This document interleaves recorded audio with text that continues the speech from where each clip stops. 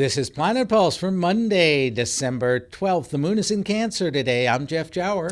And I'm Rick Levine. We have the Cancer moon who reminds us that it's okay to experience reality by taking it in with and perhaps reflecting some, but holding some within, holding some stuff private. Right, because Cancer is about nurturing, and self-nurturance requires holding something for yourself, getting in a comfortable place, doing all of that. Now, what's interesting is, even though we think of Cancer as somewhat conservative, there is a subtle long-term background aspect today, which is much more adventurous, and perhaps by making ourselves comfortable or holding a little in, we'll have the fuel to take the long journey that's symbolized by a Jupiter-Uranus aspect. Yeah, Jupiter at 0 degrees of Taurus forms a semi-sextile. That's a half of a sextile to Uranus at 0 degrees of Aries.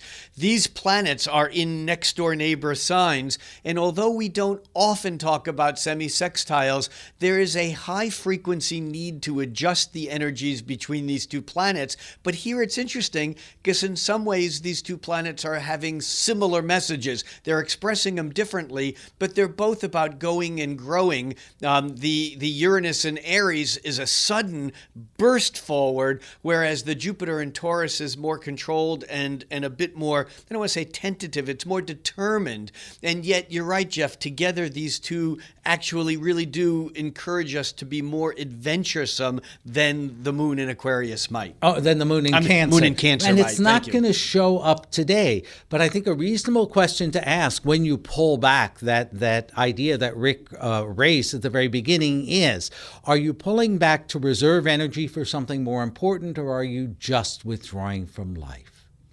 I'm Jeff Jower. And I'm Rick Levine, inviting you to join Jeff and me here on Planet Pulse every single day.